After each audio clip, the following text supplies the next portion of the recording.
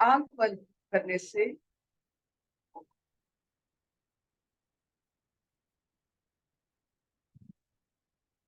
जो न्यूरोट्रांसमीटर्स यानी रस हमारे जो स्नायु से निकलते हैं वो कंजर्व होते हैं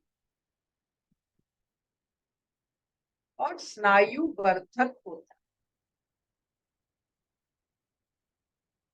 थका हारा स्नायु, उसमें ऊर्जा भर जाती सिर्फ आंख बंद करने से। तो आंख बंद कर लीजिए, सांस भरिए।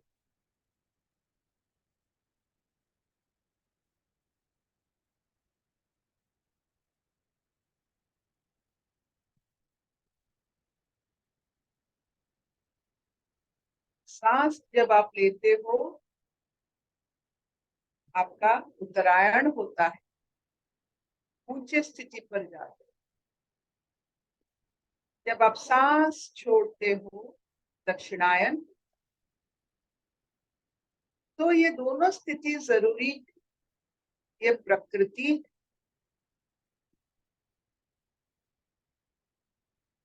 उत्तरायण सांस लीजिए,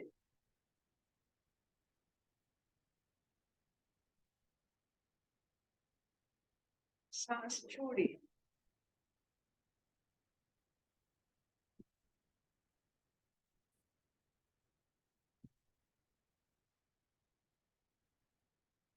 ओमकारनाद। ओम।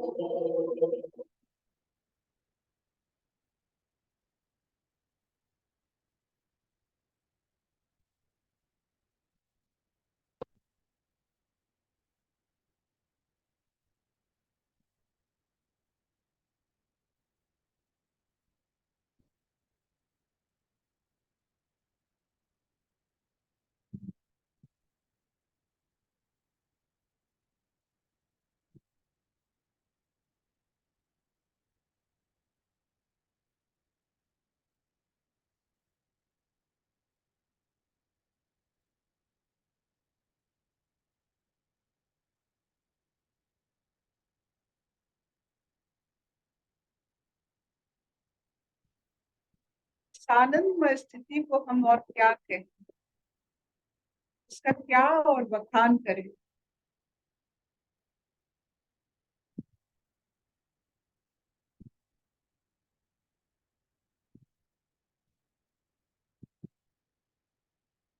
ये आनंद जो उत्पत्ति हो रही है, ये कोई इंद्रियों का हमारे ऊपर कृपा नहीं है। बिना इंद्रिय हम आनंदित रह सकते हैं। बिना इंद्रिय, आंख बंद है और हर इंद्रिय अपने जगह पर है लेकिन निष्क्रिय है, फिर भी इतना आनंद, इतना रोशनी।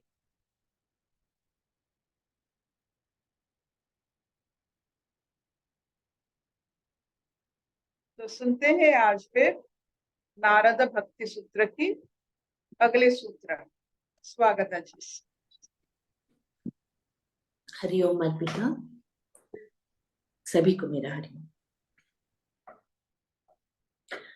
हम आज फिर से सूत्र 56 से 60 तक भक्ति के बारे में पढ़ेंगे। कल सूत्र 56 में बोला था, गौणी त्रिधा गुण भेदातादि भेदात्वा। गौणी भक्ति गुण भेद तथा आर्तादि भेद से 3 प्रकार की होती है। सात्विकी गौणी भक्ति, राजसिकी गौणी भक्ति और तामसी गौणी भक्ति। सात्विकी गौणी भक्ति में पापनाश के उद्देश्य से की जाती है। इसमें कर्मफलों को भगवान को अर्पण किया जाता है और भगवत पूजन को कर्तव्य माना जाता है। राजसी गौणी भक्ति में विषय, यश और ऐश्वर्य प्राप्ति के हेतु प्रतिमा का पूजन किया जाता है। तामसी गौणी भक्ति में हिंसा, ईर्ष्या और अहंकार से ये भक्ति की जाती है। अगले सूत्र में बताते हैं, उत्तर अस्मात् पूर्व पुरुषा श्रेयाय भवति, यानी कि इन तीनों भक्तियों में बाद के क्रमों से पहले के क्रम वाली भक्ति कल्याणकारिणी होती है। इसका मतलब तामसी के अपेक्षा राजसी और राजसी के अपेक्षा सात्विकी भक्ति उत्तम है। 58 श्लोक में बोलते हैं, अन्यस्मात् सौलभ्यम भक्तो, अन्य सबकी अपेक्षा भक्ति सुलभ है। प्रमाणांतर अपेक्षात्वत स्वयं प्रमाणात्वत, ये भक्ति स्वयं प्रमाण स्वरूप है, इसके लिए अन्य प्रमाण की आवश्यकता नहीं है। शांति रूपात् परमानंद स्वरूपाच्य, ये भक्ति शांति और परमानंद स्वरूपा है। हरिओम।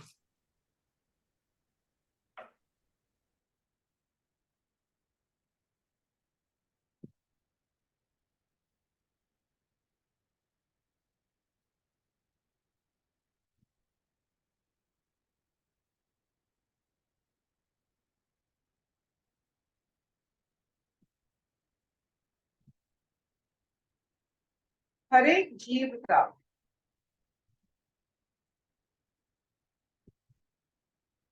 स्थिति बदलता है। वो कभी सात्विक रहता है, कभी राजसिक रहता है, कभी तामसिक रहता है।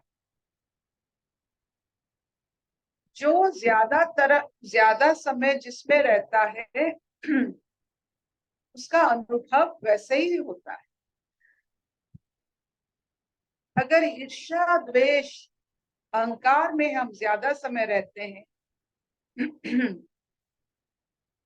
तो अनुभूति और भक्ति वैसा मिलता है। उसका प्रमाण कंदल, अशांत, द्वंद्व और जो हमारे आयु होते हैं, आयु नाशक होते हैं।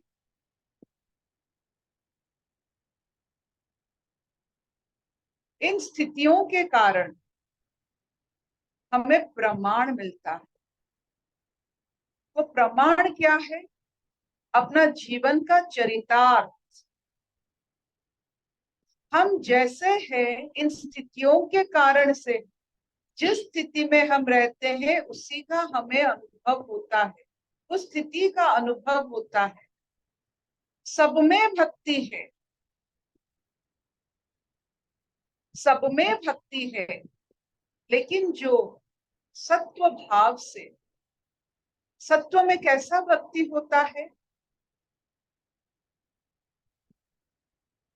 जो भक्ति अपना पाप को पाप नाशक के लिए व्यवहार करता है कि हमसे कोई पाप ना हो जाए,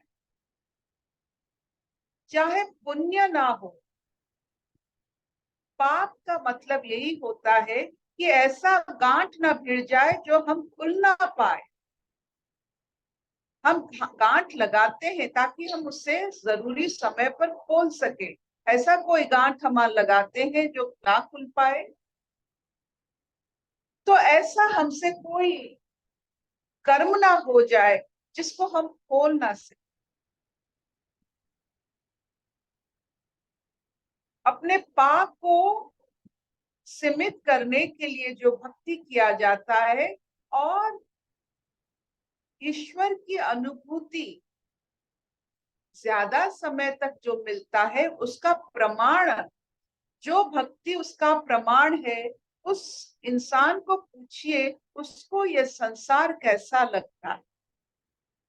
जो अपना भक्ति से अपना पाप निष्क्रिय करता है, पाप को सीमित रखता है, और ये सीमा जो सीमित करता है पाप को, वो शक्ति सिर्फ ईश्वर की आविर्भाव होता है। उस शक्ति में ईश्वर ज्यादातर अनुभव होते हैं। तो ये जो स्थिति होती है अपने 3 अवस्थाओं की, वो खुद एक प्रमाण। कोई आपको नहीं कह सकता है आप किस स्थिति में हो, आपको कैसा लग रहा है, आप ही जानते हो आपको कैसा लग रहा है, वही प्रमाण है। आपके जीवन का, आपकी अनुभूति का अनुभव और आपको कैसा लग रहा है, वही प्रमाण। तो ये जो हमें भक्ति की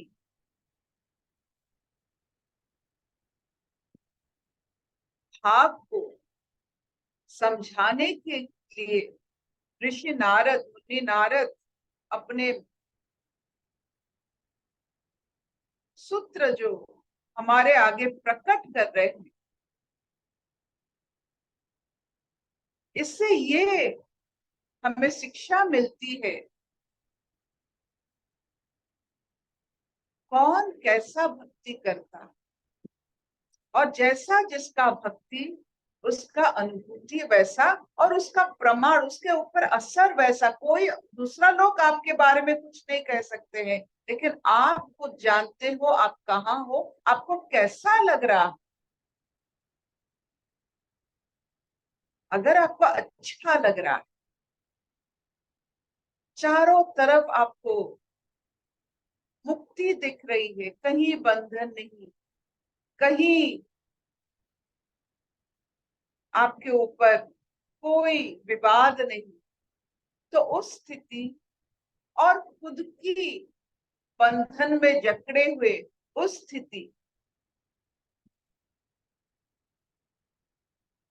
तो हर समय आप ये जान लेना कि आपकी भक्ति के कारण, आपकी भक्ति के कारण आपकी स्थिति है। आपको जैसा लग रहा है आपकी भक्ति के कारण। भक्ति, भक्त, भगवान, भगवान और भक्त के बीच में जो बंधन है वो भक्ति है। कितना बंधन है,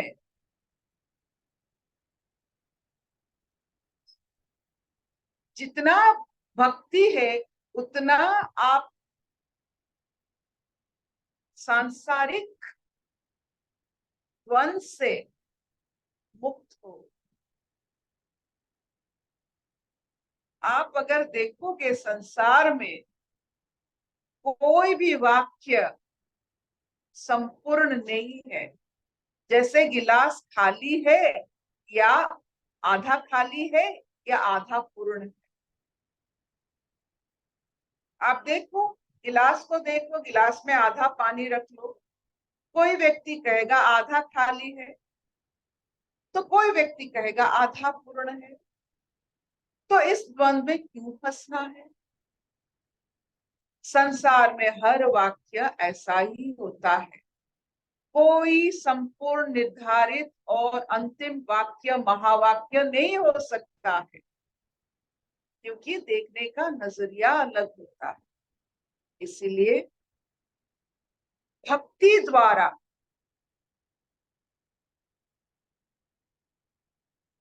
हम ऐसे स्थिति को प्राप्त कर सकते हैं जिससे हमें अच्छा लगे। अच्छा लगना, आपको क्यों अच्छा नहीं लगता है और क्यों अच्छा लगता है? आपकी स्थिति के अनुसार। तो आप देख लो, ये जो अवस्थाओं की बात हो रही है, तामसिक, राजसिक और सात्विक अवस्थाओं की बात हो रही है, उसमें भक्ति का कैसे प्रयोग किया गया। एक पाप धोने के लिए, एक श्रेय पाने के लिए, एक द्वंद में लिपटने के लिए। आप देखिए, तीनों में जरूर भक्ति है, लेकिन उसका हम पर कैसा असर होता है।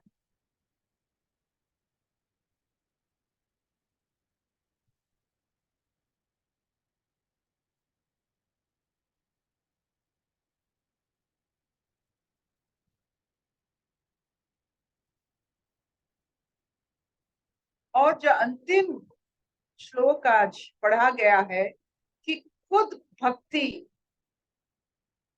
जो जैसा भक्ति करेगा उस स्थिति में वो खुद रहेगा, वही प्रमाण है। आप जो स्थिति में हो आपकी भक्ति के कारण, आपको जैसा लग रहा है आपकी भक्ति के कारण। आप किसके भक्त हो, किसके भक्त?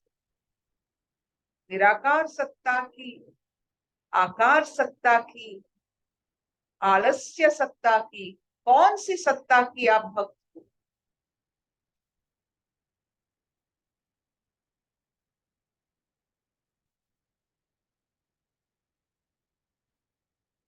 तो जब भी आपको कोई प्रश्न पूछेगा आप कैसे हो, जरूर अपनी स्थिति को मजबूत कर लेना और जान लेना आप कौन सी स्थिति में हो। मुस्कुराना और सहजता से बोल देना कि आप कौन सी स्थिति में, आप राजसिक, सात्विक या तामसिक, ताकि दूसरे इंसान को पता चल जाए कि आपसे वो क्या उम्मीद कर सकता है।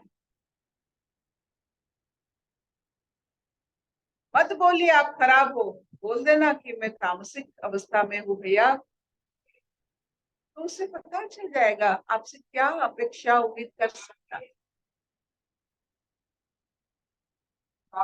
अगर आप राजसिक स्थिति में हो, आपसे क्या अपेक्षा किया जा सकता है, और आप तामसिक यानी सात्विक स्थिति में हो, आपसे क्या क्या नहीं किया जा सकता। जब कोई सात्विक स्थिति में रहता है, मल्टीटास्किंग हो सकता है। अगर तामसिक स्थिति में होता है, वो कुछ नहीं कर सकता, जो वो खुद को नहीं संभाल सकता है, तो आप उनसे क्या बात करो। तो स्थितियों को समझिए, स्थिति के अनुसार अपना वार्तालाप रखिए, ताकि उसका कोई असर हो, वो आगे जाए। आपने कभी सोचा है, जो तामसिक स्थिति में रहते हैं, जो समय, अगर उससे आप उसी समय आपको बात करना है, आप तो बातें मतलब शक्ति, एनर्जी, आप तामसिक स्थिति में किसी को बात कर रहे हो, तामसिकता और बढ़ेगा। छोड़ दो उससे, छोड़ दो उसे, मत कहो। वो खुद से बात करके उठेगा। आप जितना भी, कोई किसी को कोई स्थिति से ऊपर नहीं ला सकता है, वो खुद करना, उसे खुद करना पड़ता है, यही प्रमाण है। खुद को स्थिति बदलना पड़ता है। बाहर से कितना भी वाक्य सुन लो, स्थिति नहीं बदलता है। तो जब भी कोई स्थिति में है, यानी तामसिक हो या राजसिक हो, आप चुप हो जाओ, छोड़ दो उसे, सिर्फ सात्विक स्थिति में बात करो।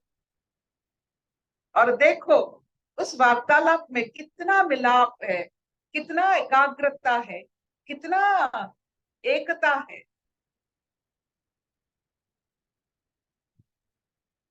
Will this do?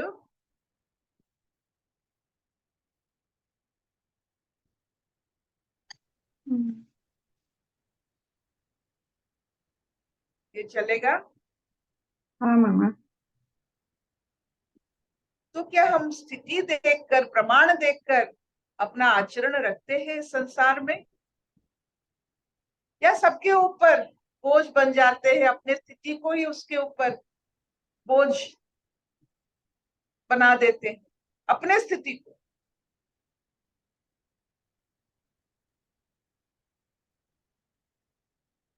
कहाँ बोलना, कहाँ चुप रहना, ये भक्त ही कर सकता है। कभी गाता है, गिड़गिड़ाता है, कभी चुप हो जाता है।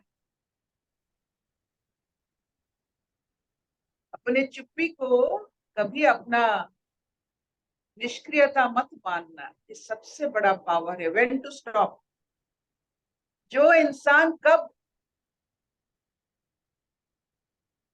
स्टॉप होना जानता है, कहाँ स्टॉप होना जानता है, वो इंसान बहुत ही मजेदार होता है और बहुत ज्ञानी भी होता है।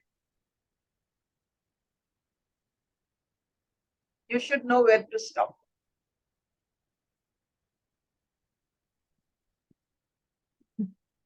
अशतो मा सद्गमय तमसो मा ज्योतिर्गमय सर्वे सर्वे सन्तु निरामय सर्वे भद्राणि पश्यन्तु मा कश्चित् दुःखभाग् भवेत्। ओम शांति शांति।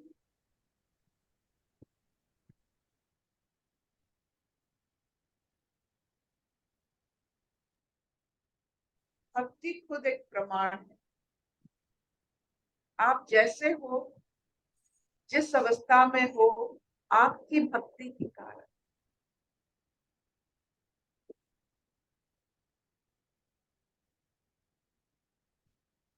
तो किसी को मत कोसिए कि उसके कारण नहीं।